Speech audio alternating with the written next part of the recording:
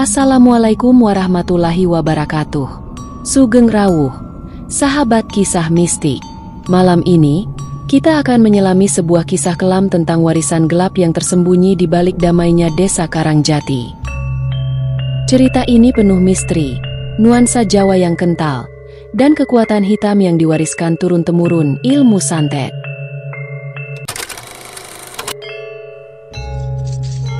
Di balik hutan lebat dan hamparan sawah yang hijau, tersembunyi sebuah dusun kecil bernama Karangjati. Sepintas terlihat tenang, damai, dan sederhana. Tapi di balik ketenangan itu, ada bisikan gaib yang hanya terdengar oleh mereka yang peka. Bisikan yang dibawa angin malam, dan terkadang tercium dari aroma kemenyan yang menyusup lewat celah jendela. Cerita ini bermula saat Raka, seorang pemuda perantau, memutuskan untuk kembali ke desa asal ibunya setelah sang ibu wafat. Ia mendapatkan warisan, sebuah rumah tua milik kakeknya, yang terletak di ujung dusun Karangjati. Tempat itu terasa asing, tapi entah mengapa, seperti memanggilnya untuk pulang. Ada ikatan yang tak bisa dijelaskan. Ini rumah peninggalan keluarga. Aku hanya ingin mengenang ibu, pikir Raka sambil membuka pintu rumah tua itu. Begitu pintu kayu jati itu terbuka, aroma khas kayu lapuk menyambutnya.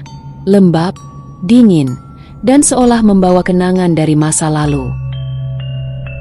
Raka melangkah masuk.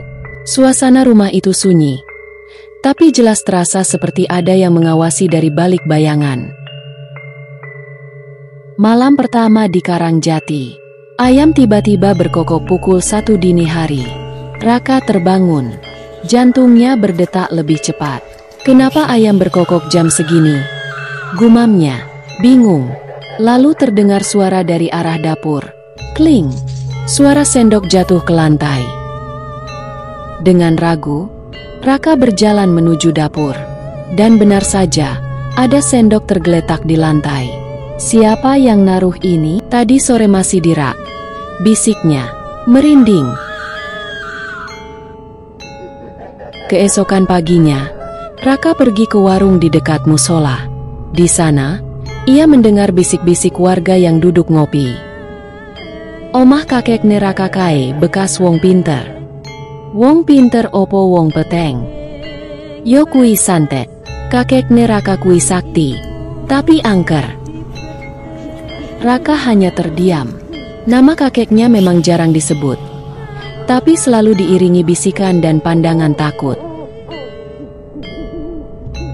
Malam berikutnya, teror semakin nyata. Raka bermimpi buruk. Ia dikubur hidup-hidup. Nafasnya sesak, tubuhnya tak bisa bergerak. Dalam mimpi itu, ia menjerit, "Siapa kamu? Lepaskan aku, jangan timbun aku." Saat terbangun, dadanya sesak, dan lebih mengerikan lagi, kucing peliharaannya mati di depan kamar, dalam posisi yang sangat aneh. Kepalanya menghadap ke belakang, matanya membelalak. Astaga, ini nggak wajar. Merasa semakin tertekan, Raka mencari jawaban. Ia pun menemui Mbah Darmi, seorang dukun tua yang tinggal di ujung desa, yang dipercaya masih memiliki ilmu penglihatan gaib. Setelah mendengar cerita Raka, Mbah Darmi menghela napas panjang. "Le, kau kudu ngerti. Kakekmu kui dukun santet. Ilmune gede, nanging peteng. Saiki jiwamu dipanggil warisan kui. Tapi saya nggak pengin. Saya cuma pengin hidup tenang," teriak Raka. Mbah Darmi menatap tajam, lalu berkata lirih, "Kalau kowe ora nampak, nyawamu dadi tumbal. Ilmu peteng ora yeso ilang sak penake. Ilmu kui nunggu pewaris." Dengan berat hati, Raka setuju menjalani ruatan, sebuah ritual pembersihan jiwa dari warisan ilmu hitam. Malam ruatan tiba. Langit gelap, angin berhembus kencang, petir menyambar. Di dalam rumah itu, Mbah Darmi menyiapkan sesaji, membacakan doa-doa, dan membakar kemenyan. Namun kekuatan jahat itu menolak pergi. Tiba-tiba tubuh Raka kejang. Matanya memutih. Ia kerasukan. Ojo nolak warisan iki. Le iki darahmu, takdirmu. Mbah Darmi berteriak lantang. Aku membuang warisan peteng iki. Dengan menyebut asma Allah, aku nyuwun perlindunganmu, Gusti. Dalam puncak ritual itu, Raka membakar sebuah pusaka, keris tua peninggalan kakeknya. Jeritan gaib terdengar dari segala arah. Langit mendadak terang, lalu hening. Api membakar rumah itu. Rumah tua itu akhirnya habis terbakar. Tapi, apakah warisan itu ikut musnah? Atau justru berpindah tempat? Kini, setiap malam, Raka masih bermimpi duduk di ruang tamu rumah itu. Dan selalu, seorang perempuan tua muncul dari bayangan, lalu berbisik. Warisan iki durung rampung, Le. Beberapa minggu setelah rumah warisan itu terbakar, Raka mencoba kembali ke kehidupan normal. Ia tinggal di rumah kontrakan kecil tak jauh dari balai desa. Ia mencoba bekerja di kebun warga, bergaul dengan tetangga, dan menjauhi hal-hal berbau mistik. Namun setiap malam, mimpi itu datang. Ia selalu bermimpi berada di rumah lamanya yang telah terbakar. Di sana, ia duduk diam di ruang tamu, dan suara bisikan yang sama terus terdengar. Warisan iki durung rampung, Le. Tak hanya mimpi, beberapa kali, Raka merasa tubuhnya sakit tanpa sebab. Kepalanya terasa berat, perutnya mual, dan di kamarnya sering ditemukan tanah kuburan berceceran. Bahkan, suatu pagi, di depan pintu rumahnya, ada kain kafan kotor tergantung dengan paku berkarat. Ketika ia datang lagi ke rumah Mbah Darmi, sang dukun tua tampak lebih pucat dari biasanya.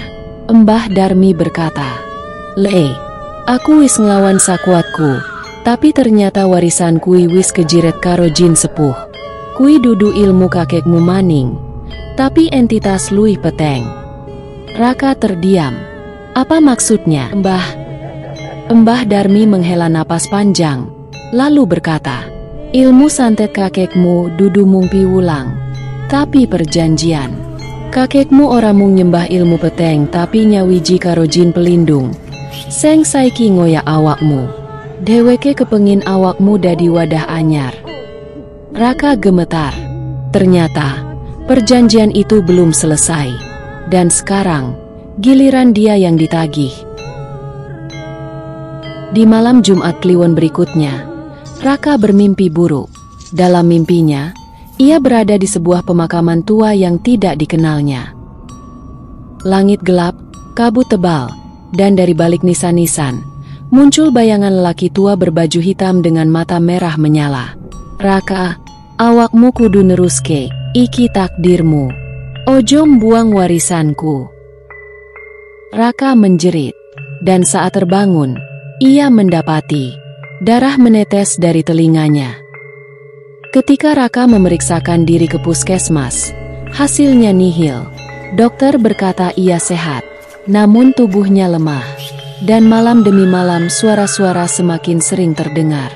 Bisikan, tertawa halus, langkah kaki di loteng rumah kontrakannya. Padahal rumah itu tak punya loteng. Pada puncaknya, Mbah Darmi memutuskan melakukan tirakat di rumah yang telah terbakar. Ia membawa segenggam abu dari keris yang pernah dibakar Raka. Tapi malam itu, Mbah Darmi tidak kembali. Esok harinya, warga menemukan tubuhnya membeku di reruntuhan rumah tua. Mata terbuka lebar, lidah menjulur, seolah menyimpan rahasia terakhir. Setelah kematian Mbah Darmi, Raka merasa tak ada lagi tempat berlindung. Namun di malam keempat, ia kembali bermimpi. Kali ini, bukan rumah, bukan kuburan, tapi sebuah sendang tua di tengah hutan karang jati. Di pinggir sendang itu, ada seorang wanita tua duduk membelakanginya. Rambutnya panjang tergerai menutup wajah. Dengan suara parau wanita itu berbisik, Raka, nek kowe pengin lepas goleki sumur leluhurmu neng kono, kabeh bakal kebuka. Raka pun bertekad menyelidiki sendang tua itu. Ia tahu, perjalanannya belum selesai. Warisan kegelapan ini lebih dalam dari yang ia bayangkan. Raka pun memutuskan untuk mengikuti petunjuk itu. Ia bertanya pada warga, namun tak ada yang tahu pasti di mana letak sendang itu. Hanya seorang nenek tua penjual jamu yang mau bicara. Sendang iku ana ing tengah alas Karangjati. Ora kabeh wong wani mlebu. Ning kana ana panggonan sing ora bisa dilalui sembarang uwong. Malam itu, Raka mempersiapkan diri. Ia membawa senter, air doa, dan sebuah batu aki peninggalan ibunya yang katanya dulu dipakai saat melahirkan Raka. Hutan Karangjati malam hari bukan hanya gelap, tapi juga terasa berat. Udara lebih dingin dari biasanya.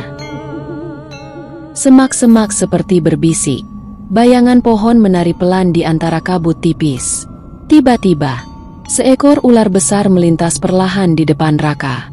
Tapi anehnya, bukannya takut, ular itu justru menatap, lalu menjulur ke arah kanan, seolah menunjuk jalan. Tanpa tahu kenapa, Raka mengikutinya. Hingga akhirnya, ia tiba di sebuah sendang tua, yang tertutup semak belukar dan pepohonan besar. Sendang itu dikelilingi batu-batu kuno berlumut, dan di tengahnya berdiri pohon beringin kembar, akarnya menjulur ke dalam air. Raka duduk di tepi sendang. Ia menatap air yang tenang, lalu teringat bisikan dalam mimpinya. Warisan iki durung rampung. Tiba-tiba air sendang bergolak. Dari dalam muncul bayangan tubuh. Lelaki tua berjubah hitam, berdiri di atas air dengan mata menyala merah darah. Kowe wis teka. Raka saiki wektu ene ngerti kebenarane. Bayangan itu bukan manusia biasa. Itu adalah roh kakek Raka, yang selama ini masih terikat pada dunia karena perjanjian leluhurnya. Leluhurmu, cikal bakal Karangjati, nggawe perjanjian karo jin pelindung alas. Sebagai gantine ketenangan desa iki, keturunane kudu dadi pewaris ilmu peteng. Raka menolak. Aku ora gelem neruske. Aku ora pengin dadi bagian saka perjanjian kotor iki. Tapi roh kakeknya tertawa. Perjanjian kui ditulis nganggo getih. Ora iso mung dibuang. Kowe kudu mecah kutukan iki saka sumber asline. Raka memejamkan mata, lalu mencelupkan batu akik ibunya ke dalam air sendang. Air mendadak mendidih. Suara tangis bayi terdengar dari dalam sendang. Suara perempuan berteriak. Lalu muncul sebuah bayangan wanita hamil, mengenakan kain putih lusuh. Wanita itu berbisik, "Kowe anakku, aku nglawan dulu. Tapi aku kalah. Saiki, kowe sing kudu nyudahi." Itu adalah roh ibu Raka. Ia ternyata dulu pernah menolak pewarisan ilmu ini, namun tidak mampu melawannya sendiri. Dengan seluruh kekuatan batin, Raka mengucap doa dengan lantang. Ia menyebut asma Allah dan meminta diputus dari garis warisan ilmu hitam itu. Pohon beringin gemetar hebat, sendang bergetar, langit menggelegar. Raka pingsan.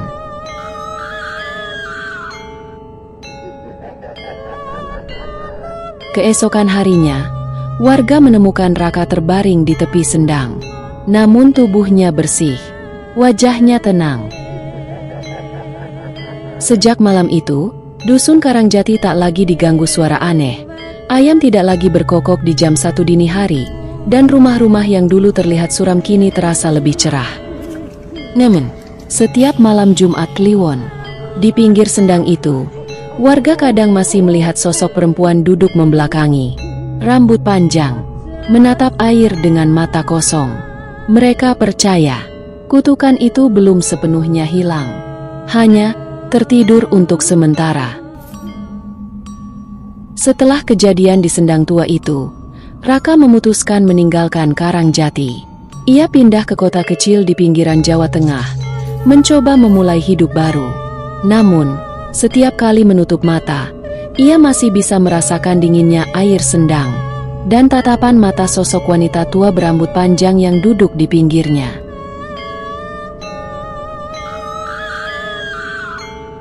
Desa Karangjati memang lebih tenang. Tak ada lagi kejadian aneh. Tapi ketenangan itu hanyalah permukaan. 5 bulan kemudian, anak kecil bernama Bayu, usia 9 tahun, mulai sering bermain di hutan belakang rumah neneknya, tak jauh dari reruntuhan rumah lama Raka. Bayu adalah cucu dari salah satu kerabat jauh keluarga Raka. Ibunya tak pernah cerita siapa ayahnya, dan Bayu tumbuh sebagai anak pendiam. Namun belakangan ini, Bayu sering pulang membawa bunga kamboja. Dan ketika ditanya dari mana asalnya, ia selalu menjawab, dari ibu tua di pinggir kolam. Ibunya mengira itu hanya imajinasi anak kecil.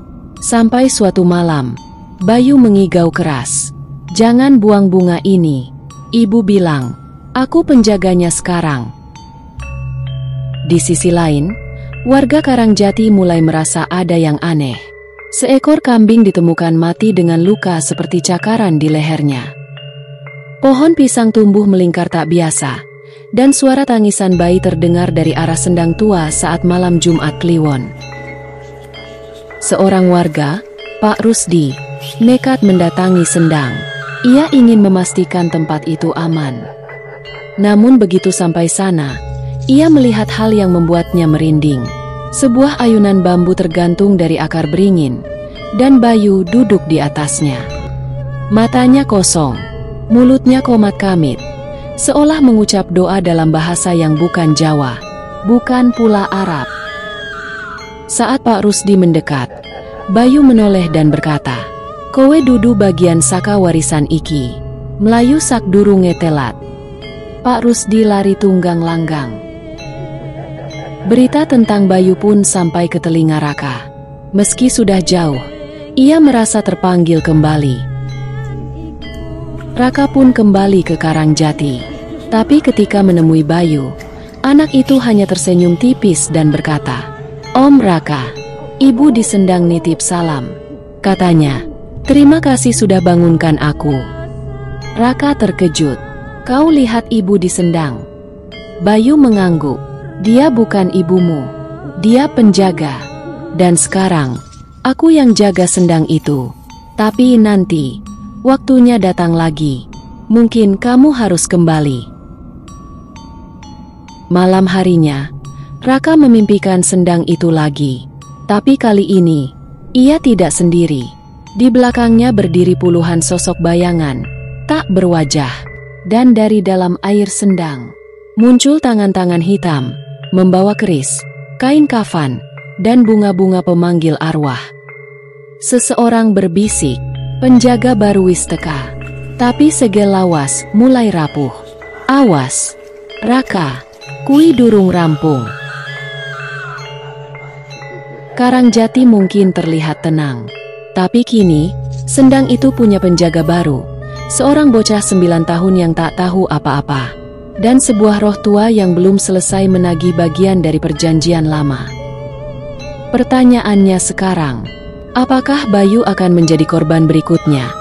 Atau justru pewaris kekuatan baru?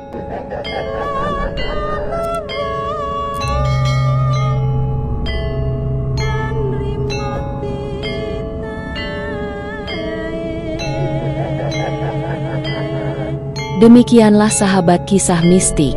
Kisah warisan hitam di Dusun Karangjati ini adalah pengingat bahwa ilmu hitam tidak hanya meninggalkan luka, tapi juga ikatan gaib yang tak mudah diputus.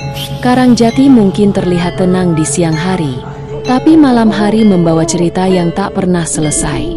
Sampai jumpa di kisah mistik berikutnya. Wassalamualaikum warahmatullahi wabarakatuh.